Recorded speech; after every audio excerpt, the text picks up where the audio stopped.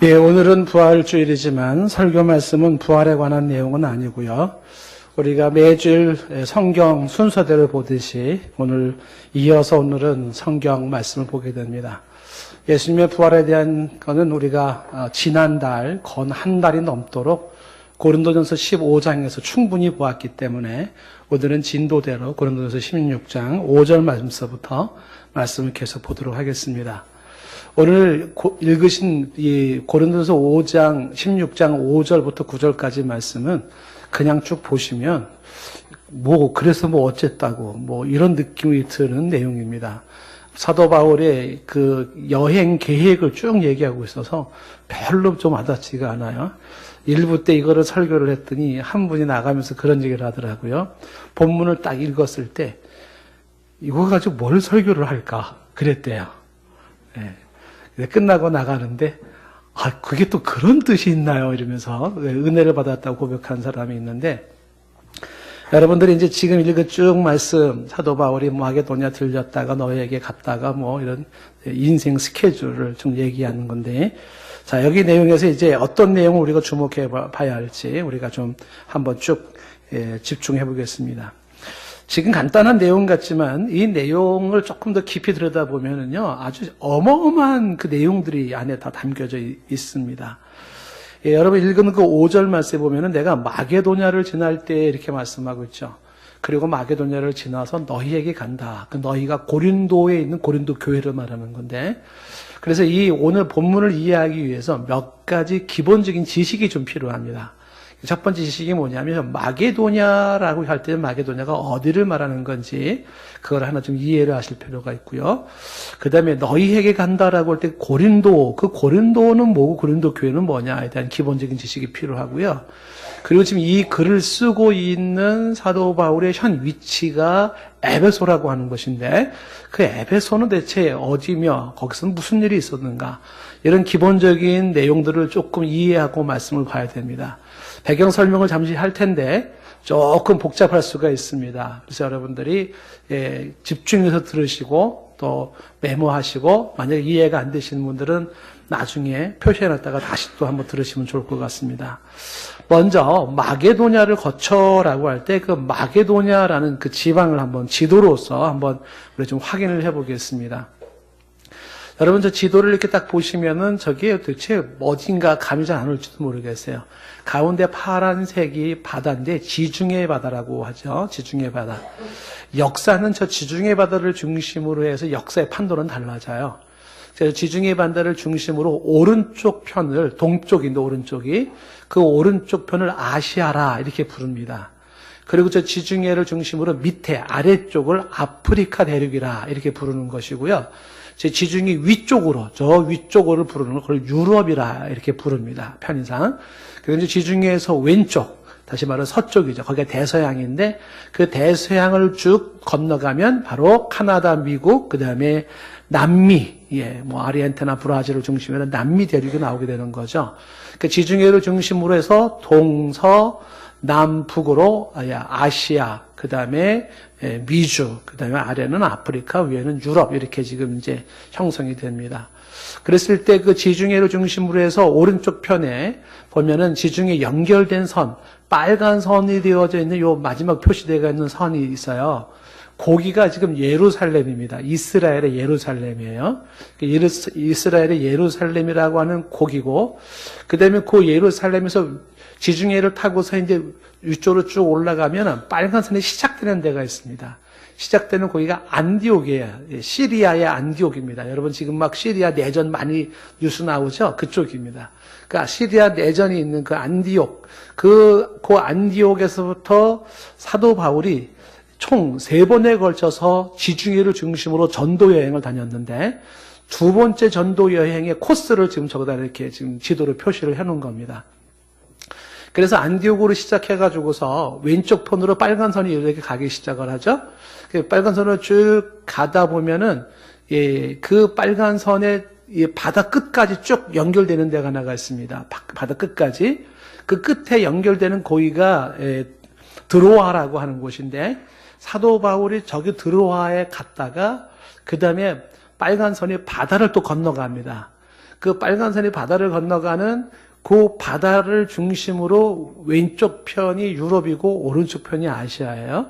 그래서 저기 지금 그 바다를 중심으로 해서 아시아와 유럽이 나누어지는 것이고, 그리고 그 지금 그 드로아라고 하는 그 바다 건너기 전, 거기 손바닥처럼 이렇게 대륙이 이렇게 크게 나와 있는 그것이 거기가 터키 땅입니다. 터키. 그리고 그 유럽과 아시아에 만나는 지점에가 저쪽에 이제 이스탄불, 예전엔 비잔티움이라고도 하고 콘스탄티노플이라고 불려지는 이스탄불이 있어요. 이스탄불은 이제 유럽과 아시아를 연결하는 점이죠. 소피아 성당이 있는데, 그래서 그 드로아라고 하는 이 터키 마지막 해안가에서 사도 바울이 환상을 보고서 와서 우리를 도우라는 환상을 보고서 아시아로 방향을 하려다가 방향을 틀었어요. 틀어가지고 저 바다를 건너 유럽으로 들어가게 되는데, 그 유럽으로 저 바다 건너 딱 들어가서 처음 갔던 곳이 거기가 이제 빌립보라고 하는 것입니다. 그래서 거기서 사도 바울이 자주장사 루디아를 중심으로 빌립보 교회가 형성이 되는 거죠. 한번 따라해보세요. 빌립보. 예, 빌립보라고 하는 지역이 있고, 근데 그 빌립보에서 밑으로 조금 내려오면은 데살로니카라고 하는 지역이 있어요. 지금도 여러분 데살로니카라는 그 지역이 있죠. 그 데살로니카의 데살로니카 교회가 사도 바울이 세운 것이 되고요. 그 다음에 그 데살로니카에서 밑으로 한 70km 정도가 내려오면은 베레아라는 곳이 있습니다. 한번 따라해보세요. 데살로니카, 베레아. 그래서 우리가 데살로니카 사람들은 말씀을 들을 때 하나님의 말씀을 들었고 사람의 말로 듣지 않았다. 베레아 사람들은 데살로니카 사람보다도 더 신사적이어서 하나님의 말씀을 듣고 이런 얘기가 쭉 나왔지 않습니까? 그래서 거기 나와 있는 지금 빌립보, 데살로니카, 그 다음에 베레아를 중심으로 그 일대가 마게도니아 지역이에요. 마게도니아 지역. 한때는 마게도니아 왕국이라고 했는데 그 마게도니아 일대에 거기서 대표적인 인물이 누구냐면 알렉산더 대왕입니다. 그래서 알렉산더 대왕이 출범해가지고서 그 세 교회를 중심으로 해서 그 밑에 반도로 쭉 내려오는 그 밑에를 아가야라고 불렀어요. 옛날에는 아가야. 지금 요걸 합해가지고 그리스라고 다 호칭을 하지만 그 아가야라고 하는 그 하나의 나라가 있었었는데 그 마게도니아의 알렉산더가 이제 밑에 아가야랑 합해가지고 소위 말하는 그리스를 만드는 것이죠. 그래서 페르시아를 멸망시키고 그리스가 등장하게 되는 거죠. 그래서 이 페르시아와 그리스와의 전쟁은 그 배경에 에스더서도 배경이 나오고요. 에스더서가 왜 에스더가 왕비가 됐는지 그 깊이 내용을 들어가면 이 페르시아가 시작이 인도부터야. 아시아의 그 인도부터 아시아를 싹 휩쓸었어요. 뭐 터키를 중심으로 북쪽이 아프리카에 뭐 이집트까지 뭐 에티오피아까지 막 쫙 점령해가지고 페르시아가 나가는데 페르시아가 유일하게 이기지 못한 나라가 저기예요. 지금 그리스 반도. 그래서 그 페르시아가 알렉산더에 의해서 이제 그것을 멸망을 하게 되고 알렉산더를 중심으로서 제국이 페르시아 제국이 아닌 그리스 제국으로 다시 판도가 바뀌는 거예요. 지중해 판도가 바뀌기 시작하는 것입니다. 그랬을 때 이제 이 그리스는 저기 지금 마게도니아를 중심으로 해서 이 그리스 땅을 보면 밑에 그 아가야 지역에 당시 아가야의 수도가 고린도예요. 고린도 전서 후서가 쓰여져 있는 고린도 교회가 있는 게 아가야의 수도입니다. 그래서 이 아가야 지방에는 3대 도시가 아주 굉장히 유명한 3개 도시가 있죠. 수도인 고린도가 있고, 그 다음에 고린도에서 오른쪽 편 동쪽으로 가면은 아테네가 있습니다. 아덴이라고 하죠. 아테네 소크라테스가 살던 곳이에요. 그 아테네가 있고, 우리가 올림픽 하면 저 아테네에서 이제 이 성화봉 불 붙여가지고 와가지고 불 붙이지 않습니까? 그래서 저 아가야 지방의 3대 도시가 아테네가 있고, 그 다음에 고린도 밑에가 스파르타가 있어요. 스파르타 군이 아주 유명하죠. 그래서 저 지역의 바다의 전투를 이 페르시아 제국에 계속 패합니다. 이기지를 못해요. 그 패한 거에 한이 맺혀가지고 죽은 아버지 다리오 왕을 이어서 아하수에레가 열받아가지고 아버지에서 칠라가 또 패합니다. 승질 나가지고 왕비 다시 뽑아서 에스더가 뽑히는 거예요. 이게 승질 때문에 그런 거예요, 사실은. 제가 이제 편하게 얘기를 하자면은. 그러니까 이런 배경이 저기 지금 반도에 보면은 지금 왼쪽에 빌립보, 데살로니카, 그 다음에 베레아를 밑으로 해서 그 아가야 지방의 밑에 있는 데가 아테네가 있고, 그 다음에 고린도가 있고, 저 지도에는 표시가 안 되어 있지만 남아있는 스파르타가 나와 있어요. 그래서 이제 그 고린도까지 왔다가 고린도에서 2차 전도여행 사도 바울이 배를 타고 어디로 오냐면 건너온 게 다시 터키 땅으로 들어오는 거죠. 그 터키 땅에 에베소라고 하는 곳에 머물게 됩니다. 에베소. 그래서 이 에베소는 터키의 이제 한쪽 구석이 있는데 저 일대에 요한계시록의 7교회가 저기 다 있었어요. 그래서 이제 그 에베소에 있는 저 7교회는 저쪽 한 구덩이를 소아시아라 불렀습니다. 소아시아. 성경에 아시아 그러면 그 아시아는 저기 나와 있는 7교회인 터키 한 부분을 말하는 거죠. 그래서 그 아시아에서 있는 대표적인 한 교회가 에베소 교회고 2차 전도여행 때 에베소에 들렸다가 교회를 개척하고 난 다음에 저기다가 브르스길라 아굴라를 심어놓고 사도 바울이 어디로 왔냐면 다시 예루살렘으로 들어오게 된 겁니다. 자, 그래서 이 지도의 이 코스를 지금 보여드리는 거는 이 코스를 잘 나름 이해를 해야지 오늘 말씀이 이해가 잘 되어질 수가 있어요. 특히 기억해야 될 것은 뭐냐 하면 유럽이라 일컬어지는 저 지역에 마게도니아 지역에 3개의 대표적인 교회가 있더라. 어느 교회? 빌립보, 데살로니가, 베레아. 그렇죠. 예. 잘 이해가 안 돼도 그냥 끄떡끄떡하고 넘어가셔도 괜찮아요. 네. 그 3교회에 그 마게도냐가 있고, 그 다음에 그 3교회의 마게도냐 밑에 아가야 지방이라고 하는, 아가야로는 안 써 있어요. 그 밑으로 쭉 내려오는 그 지역에 지금, 아덴, 아테네죠. 그 다음에 고린도가 있어요. 고린도. 그 고린도는 지금도 여러분 만약에 집에 가셔서 유튜브 같은데 고린도 틀어보면은 고린도 운하, 고린도 사람들 지금도 살고 있는 모습들이 잘 나와 있어요. 그 동영상들 보면은 여러 가지 모습이 나와 있는데, 그 고린도에 사도 바울이 이제 고린도에서 고린도 교회를 세운 거죠. 자, 요 배경을 가지고 오늘 말씀을 좀 이제 이해를 첫째는 하셔야 되는데, 먼저 이 마게도냐 지방이라는 게, 그렇구나. 저기 지금, 발칸 반도라고 보통 일컬어지잖아요. 거기 지금 북쪽에 있는, 지금도 마게도니아는 한쪽에 나라가 형성되어 있죠. 북마게도니아 공화국이라고 하는 게 있어요. 무슨 알바니아도 있고, 이제 불가리아 연결되어 있고, 근데 그 조기 중간에 지금도 마게도니아가 나라가 있지만, 한때는 마게도니아가 그 하나의 왕국으로 상당히 커졌었던 시절입니다. 자, 그래서 이제 그 마게도니아라고 하는 지역적인 걸 이해를 하시면서, 그 밑에 이제 고린도라고 하는 부분을 이제 두 번째 좀 기본적인 지식을 가져야 되는 게 뭐냐면, 이 고린도는 지금 지도에 본 것처럼 그리스의 남단에 있는 이제 항구 도시인데 아까 그랬죠. 아가야라고 일컬어졌을 때의 수도가 고린도라고. 그러니까 사도 바울 당시에 저 고린도는 인구가 60만 명입니다. 대도 큰 도시예요. 60만 명에 40만 명의 노예입니다. 20만 명의 노예를 가지고 지냈는데, 우리가 고린도전서를 설명할 때 많이 설명했지만 저 고린도의 특징은 무역의 도시고 항구 도시고 모든 것들이 저기를 중심으로 해서 사역이 이루어지다 보니까 다양한 문물들이 들어와서 발전이 많이 되어졌지만 굉장히 부패한 곳입니다. 대표적인 부패가 뭐냐면 성적으로 타락한 곳이었었어요. 그래서 여기 지금 고린도에는 신전이 아프로디테 신전이 있어요. 아프로디테 신전의 로마식 발음이 비너스예요.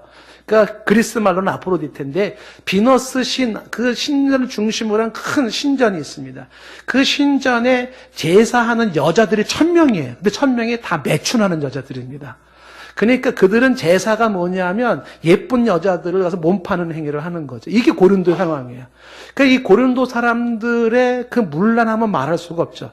더군다나 이제 고린도는 그 옆에 아테네의 영향을 받아서 아테네 아까 얘기했죠. 소크라테스, 제자, 플라톤, 아리스토텔레스, 수많은 사람들이 등장하는 곳 아닙니까?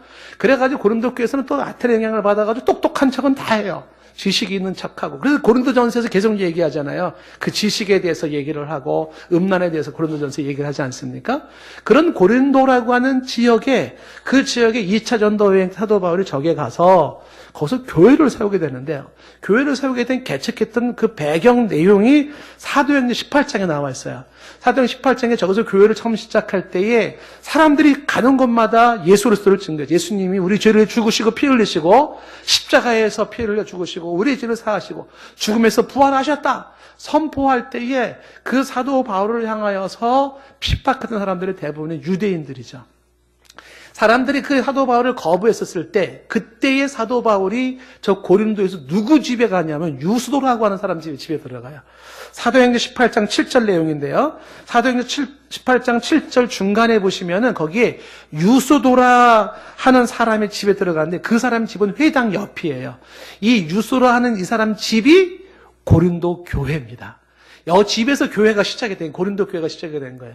이때 교회가 이 집에서 시작이 되어져서, 개척 멤버가 누구냐면 이어지는 8절 말씀에 보면은 대표적인 사람이 그리스보, 회당장 그리스보와 그의 가족들입니다. 그 가족들이 이 고린도 교회 유스도라는 집에서 시작된 교회의 교인이 된 거죠. 개척교회가 시작이 된 겁니다. 그리고 더불어 주변에 고린도 사람들이 예수 믿는 사람들이 많아지기 시작해서 교회 형성을 하고 있었죠. 이 멤버들 중에 한 사람이 여기 성경에 나와 있지 않지만은 누가 있냐면 브리스길라와 아굴라도 여기에 들어갑니다. 사도 바울을 고린도에서 만났었거든요. 브리스길라와 아굴라가. 그래서 여기서 목회를 하면서 몇 년을 얼마나 목회를 했냐면 쭉 건너뛰면 사도행전 18장 11절에 보면 1년 6개월 동안을 목회를 한 거예요. 그래서 1년 6개월 동안 집중적인 성경 공부를 하는데 브루스길라 아골라 같은 사람은요. 당대 학자였던 아볼로를 가르칠 수 있을 만큼 성경에 능통한 자가 되어버려요. 이 평신도가 학자를 가르칠 수 있을 만큼. 그러니까 아주 사도 바울이 집중적인 성경을 가르친 게 1년 6개월이죠. 그렇게 1년 6개월 동안 고린도에서 이제 사역을 하고 난 다음에 2차 전도여행을 끝나서 에베소를 거쳐가지고 이제 안디옥으로 이제 들어오게 된 거죠. 그리고 나서 사도 바울의 3차 전도여행을 떠날 때 다시 이제 에베소에서 머물면서 에베소에서 목회를 합니다. 햇술은 3년이고 만 2년 동안 목회를 하면서 그 에베소에서 고린도전서 편지를 쓴 게 지금 고린도전서 내용인 것이죠. 그 에베소에서 2년 동안, 햇술은 3년 동안 목회를 할 때 에베소 목회가 사도 바울에게 무척 힘들었던 순간이었었어요. 당시에 사도 바울이 에베소서 목회할 때는요, 성령 사역이 굉장히 강해서 그의 사도 바울의 손수건만 대도 기적이 나타나는 일이 있었었고요. 성령 사역이 너무 능하다 보니까는 막 사람들이 유사 성령 행위를 했다가 막 벌받고 귀신이 말하잖아요. 내가 예수도 알고 바울도 아는데 넌 누구냐? 막 귀신이 이렇게 막 이런 떠드는 내용도 있었고.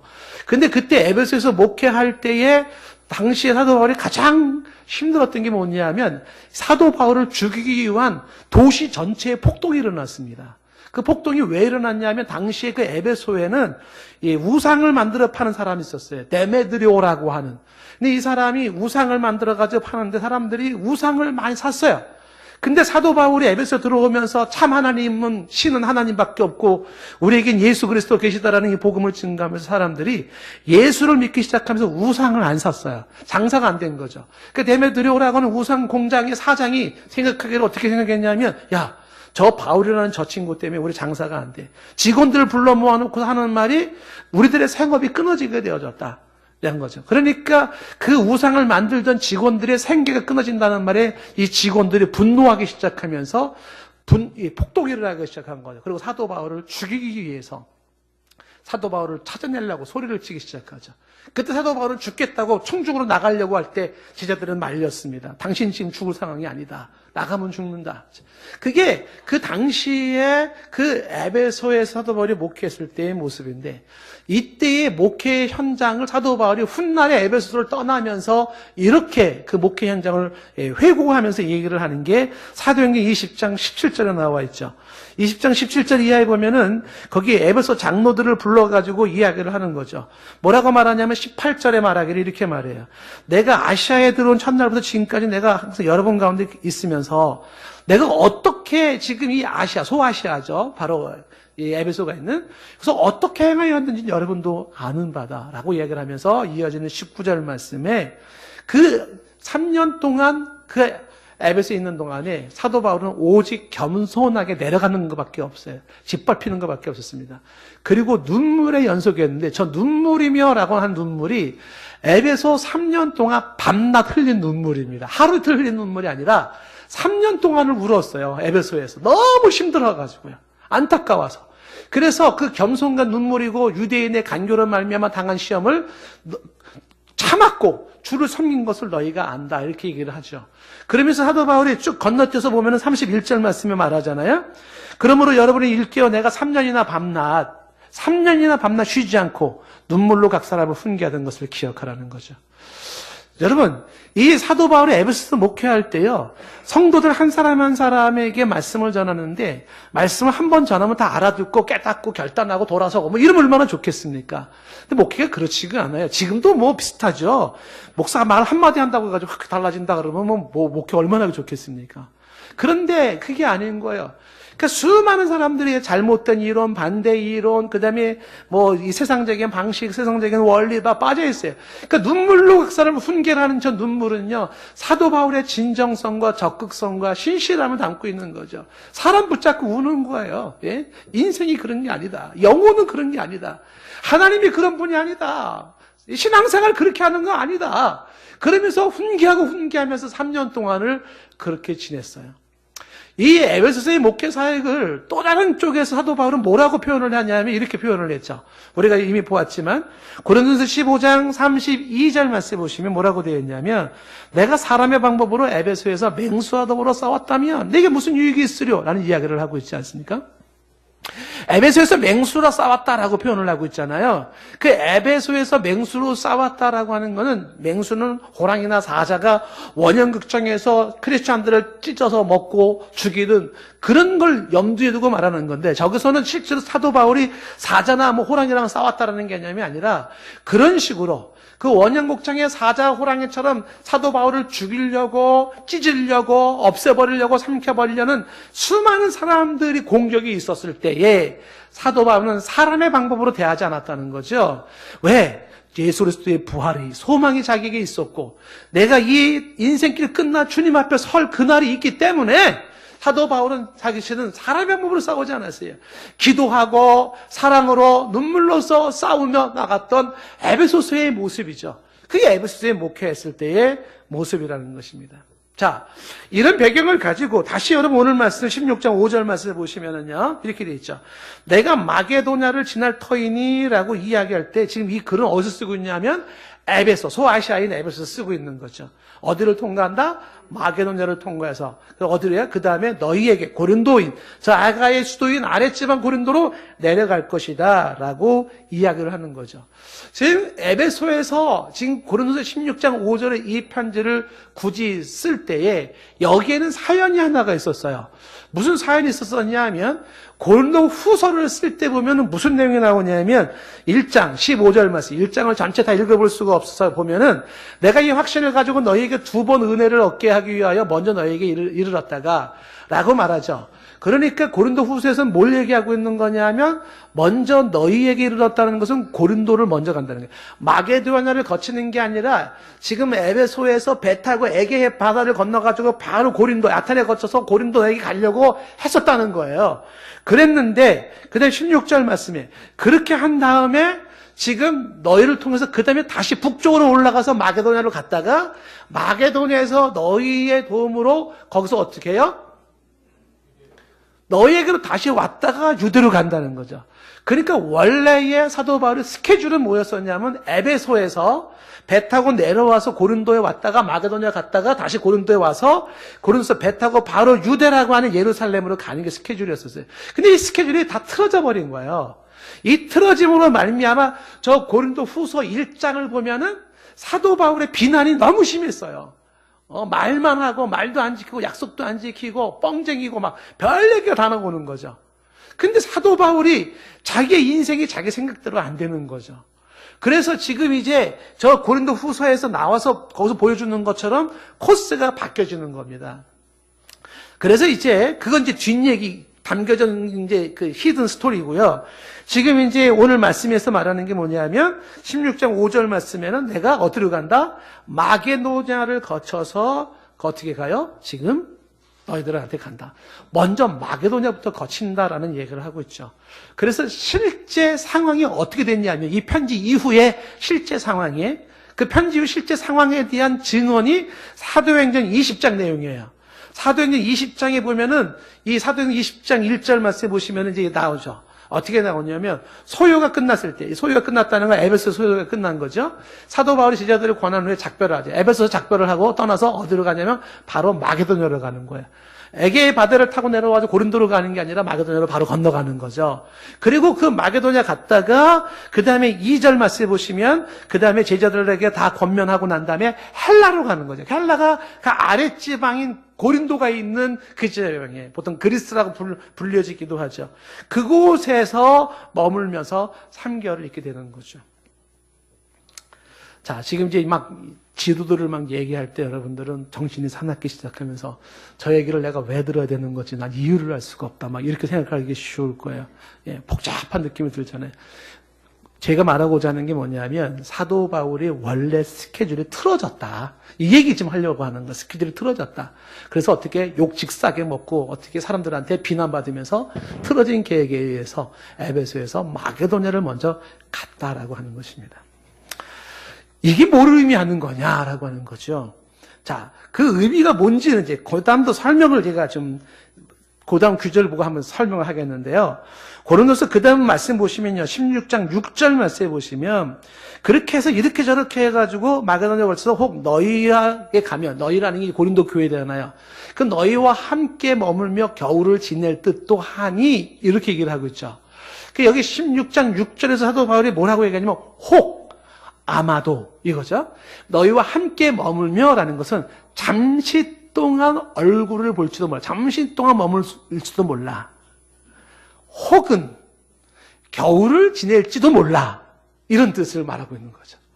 사도 바울의 표현에 자신이 없어요. 혹시 아마도 너희에게 지금 고린도 가기 전에 전서에서 편지를 쓰는 거죠. 아마도 너희한테 잠깐 들릴지 몰라. 마게도냐에서 그쪽으로 갔다가 들릴지 몰라. 혹시 아니면 너네 고린도에서 내가 겨울을 지낼지도 몰라. 이렇게 얘기를 하는 거죠. 그러면서 내가 거기 가면 너희들은 내가 갈 곳으로 보내줘야 돼. 이렇게 하는 거죠. 내가 갈 곳이 어디냐라는 건 저기 성경은 안 나와 있지만 추측은 가능합니다. 내가 갈 곳이 안디오크나 예루살렘이나 아니면 궁극적으로 사도 바울이 꿈꾸고 있었던 로마와 스페인까지죠. 그 갈 곳을 보내주길 바란다라는 건 고린도 교회는 사도 바울이 개척한 교회니까 사도 바울이 가는 길은 선교의 길이고 복음 전하는 길이니까 너희들이 나를 보내줘서 파송을 해주거나 너희들이 나를 후원해서 선교에 동참했으면 좋겠다. 이 얘기를 하고 있는 거죠. 이 스케줄이 다 틀어져요. 지금 이제 이렇게 얘기를 하면서 사도 바울이 지금 이 고린도에 와가지고 잠시 있을까 겨울을 날까 했는데 막상 고린도 왔을 때는 얼마나 있게 되냐면 사도행전 20장 3절에 보면 석 달 동안 있게 됩니다. 석 달을. 그 석 달을 동안을 있으면서 사도 바울이 배 타고 수리아가 아까 말한 안디옥에 2차 전도 출발했던 그 안디옥 교회를 가려고 하는데 유대인들이 매복하고 죽이려고 하고 있다는 소식을 듣고서 계획이 취소가 돼버려요. 그래서 다시 사도 바울은 고린도에서 어디로 가냐면 마게도냐로 다시 올라가서 마게도니아에서 배 타고 다시 터키 땅으로 건너가서 거기서 다시 삥 돌아가지고서 안디옥으로 해서 안디옥에서 밑으로 예루살렘으로 내려가는 것입니다. 사도 바울의 인생을 지금 얘기를 하는데 사도 바울의 인생은요 생각대로 안 되는 인생이에요. 계획대로 안 돼요. 그래서 생각대로 안 되고 계획대로 안 될 때 사도 바울은 어떤 생각을 갖냐 하면 괜찮아. 하나님의 뜻이 이루어지는 게 중요하지. 이게 사도 바울의 생각이에요. 오늘 말씀에서 이걸 주목하셔야 돼요. 사도 바울의 모든 계획과 생각은 자기 뜻대로 자기 생각대로 안 돼요. 그래도 괜찮아. 왜요? 내 인생을 향한 하나님의 뜻이 이루어지는 게 중요해. 그래서 사도 바울은 흐르는 물처럼 길이 열리면 가고 막히면 쓰고 틀어지면 틀어지는 인생을 살아가는 거죠. 그래서 사도 바울은 나는 이쪽으로 하려고 했는데 막으셔서 못 가. 저쪽에서 불러 저쪽으로 가. 길리 가려고 했는데 또 막혀서 못 가. 다시 돌아가. 이게 사도 바울의 인생의 여정이었어요. 그런데 그 사도 바울의 인생의 여정, 내 생각대로 내 뜻대로 되지 않고 오직 하나님의 뜻대로 되어지는 내 인생의 여정이 한결같이 힘들었다는 거예요. 너무너무 힘들어서 눈물의 연속이었었어요. 주여, 내가 내 인생을 고집한 것도 아니고 하나님이 원하시는 대로 내가 따라가서 사람들한테 약속을 못 지킨다고 비난도 받으면서 말만 한다고 비난도 받으면서 살고 있는데, 그렇지만 하나님이 뜻하시는 대로 내가 순종하며 나아가지만 가는 길목길목마다 죽이려는 사람, 비난하는 사람, 오해하는 사람, 비웃는 사람, 수도 없는 공격과 핍박이, 그리고 그곳에서 사역하는 것이 얼마나 힘들었는지 모른다는 거죠. 그런데 오늘 이 스케줄, 사도 바울의 스케줄이 놀라운 건 뭐냐 하면, 사도 바울이 원래 계획이 틀어져서 에베소에서 고린도로 가려는 것이 취소되어지고 어디로 갔다? 바로 마게도냐를 건너가죠. 그 마게도냐에서 그가 뭘 썼냐면 고린도 후서라는 성경을 써요. 그 편지는요, 곧 책이에요. 책 한 권을 쓰는 거죠. 그리고 우여곡절 속에 고린도에 와서 며칠 있을지 겨울을 날지 모르지만 3개월을 있게 되죠. 하나님이 묶어놓는 그 3개월 동안을. 거기에서 불후의 명작 로마서가 쓰여지기 시작하는 거예요. 그렇게 사도 바울이 눕힌 상태에서 에베소에서 고린도를 떠날 때 이리 갈까 저리 갈까 하는데 길이 열어지지 않은 상태에서 에베소에서 머물면서 꼼짝 못하고 그냥 거기에 머무는 기간 동안에 거기서 고린도 전서를 쓰게 되는 거죠. 중요한 것은, 강조하고 싶은 것은 인생에서 하나님이 내 인생을 이끄시는 대로 순종하며 나아가는 삶의 자세와 함께 부르신 그곳에서, 보내신 그곳에서, 있게 하신 그곳에서 하나님의 나라를 위하여 내 인생이 쓰임받기를 원했던 게 사도 바울의 모습이고 신자가 가져야 될 자세인 것이죠. 부르신 그곳에서, 가게 하신 그곳에서, 있게 하신 그곳에서, 그것은 어디라고요? 눈물의 연속이고 힘든 곳이고 비난과 고난이 있는 현장이지만, 그러나 그곳에 주의 뜻에 순복하며 오직 그 자리에서 그 모습으로 하나님의 나라를 꿈꾸며 주의 앞에 쓰임받기를 원할진데, 거기에 하나님의 작품이 고린도전서, 고린도후서, 로마서 작품들이 나오기 시작하더라는 것입니다. 이게 신자의 인생인 거죠. 사도 바울의 인생을 통해서 나를 향한, 여러분을 향한, 인생에 향한 하나님의 일하심을 확인하실 수 있기를 바라요. 무슨 거라고요?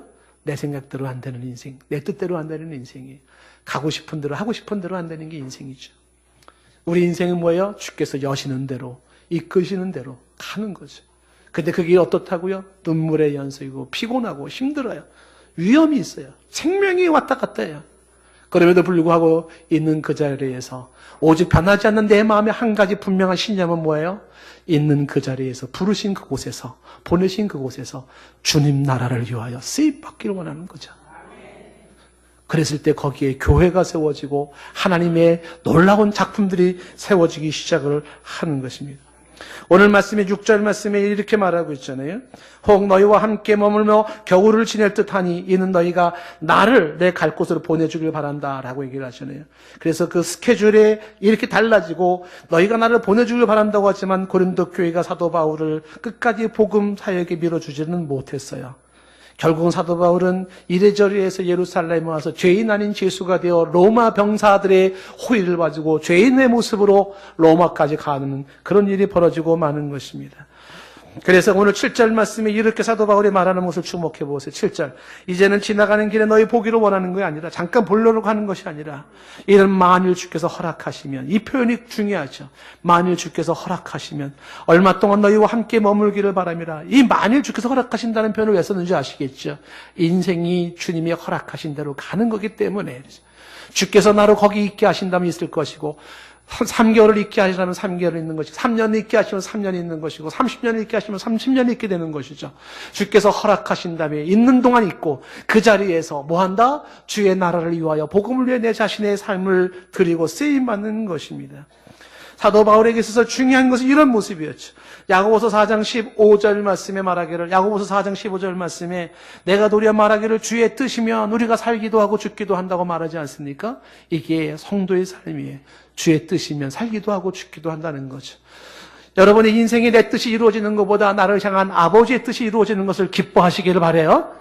내 뜻이 이루어지는 것을 너무 사모하지 마시고요. 나를 향한 아버지의 뜻을 이루어지는 걸 겸허히 받는 것이 중요한 것입니다. 에베소를 떠날 때도 사도행전 18장 21절 말씀에 사도 바울이 이런 말을 하지 않습니까? 에베소 떠날 때, 2차 전도 여행 때 떠날 때요. 뭐라고 말합니까? 작별하 이르되 만일 하나님의 뜻이면 if it is God's will, 하나님의 뜻이라면 내가 다시 돌아오겠다. 하나님의 뜻이 있다면 돌아올 것이고 하나님의 뜻이 없다면 돌아오지 않겠다는 게 사도 바울의 모습입니다. 여러분, 인생을 향한 하나님의 계획, 특히 주 예수를 믿어 하나님의 자녀가 된 저와 여러분을 향한 하나님의 계획이 있는 줄로 믿습니다. 그 계획은 놀라워요. 이사야서 55장 9절에 있는 말씀처럼 이는 하늘의 땅보다 높음 같이 내 길은 너희의 길보다 높으며 내 생각은 너희 생각보다 높음이니라. 하나님의 생각은 여러분 우리의 생각보다 높은 줄로 믿습니다.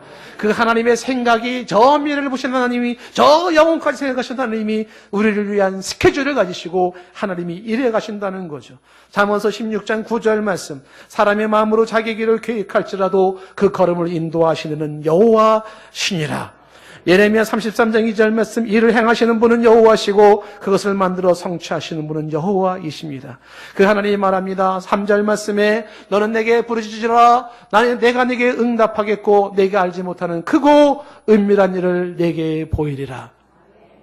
하나님의 크고 은밀한 일이 우리에게 나타날 것입니다. 이제 고린도전서 16장 오늘 말씀에서 8절 말씀에 사도 바울은 내가 지금 현재 이 지금 에베소잖아요. 여기서 오순절까지 에베소에 머문다라고 얘기를 하잖아요. 그러면서 쓴 게 뭐라고요? 고린도전서를 쓰고 있었다는 사실이죠. 왜 거기 머물렀냐 하면 9절 말씀에 거기에는 광대하고 유효한 문이 열렸다라는 건 전두의 문이 열렸으면서 동시 대적자가 너무 많았어요. 그래서 뜨지 못하는 거예요. 움직이지 못해요. 그래서 있어야 할 때 있으면서 고린도전서를 쓰게 된 겁니다. 오늘 사도 바울의 인생에서 우리는 이것을 보는 거죠. 흐르는 물처럼 흘러가는 인생. 그러면서도 허락하신 그곳에서 주 예수 그리스도의 증인된 삶을 살아가는 것입니다. 우리의 인생이 그렇게 쓰여질 때 훗날 주님 앞에 서는 날 우리는 살아온 인생을 돌아보면서 그렇게 말할 거예요. 내 인생 여정 끝내어 강 건너기 이를 때 주께서 내 인생을 인도하셨습니다. 라고 말이죠. 찬양하십시다.